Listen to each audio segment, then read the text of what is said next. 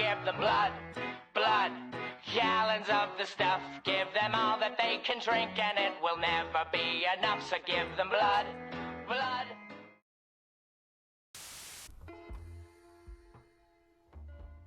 Hotline Miami. Sometimes all you need is a retro-style, gore-filled, score-driven, fast-paced, top-down view game to remind you of how you got into gaming in the first place. What is there not to love about this game? Old-school pixel art, upbeat soundtrack, completely reasonless, good old fun.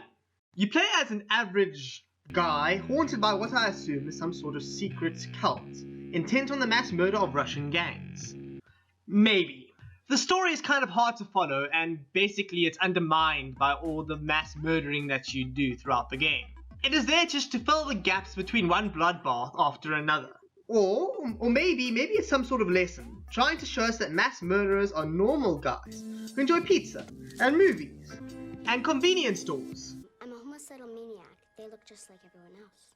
Except when they're on the job. Then they wear creepy animal masks. There are quite a few to unlock, each giving a specific advantage, such as quieter gunshots, or killing punches, or faster walking. Although there is a certain amount of irony in the image of a guy in a blood-stained unicorn mask, standing over a pile of gangster bodies. You know the old saying, always be yourself, unless you can be a murderous unicorn.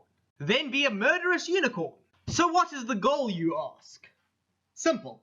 Get as many points as you can. Kill with variety, points. Be reckless, more points. Have a low time, even more points. Work on getting the top score, like the old days. Oh, and also the higher you score, the more tools of death will be at your disposal. It is one of those games. You know, the ones described as easy to learn, hard to master. The controls and gameplay definitely require some sort of practice. And some areas can take up to 20 restarts to get through.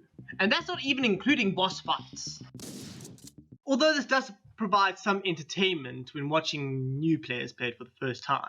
The real problem with the game is that unless you're going for the top score, there's no real reason to play it again.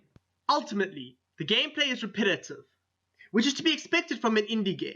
And unless you have the urge to unlock everything, I doubt you'll even have a second playthrough. There are no real memorable areas, partly due to the game's fast pace, which kind of punishes you for gawking at the scenery too long. All in all, if you are desperate for that nostalgic feeling from playing retro games, Hotline Miami is definitely the way to go.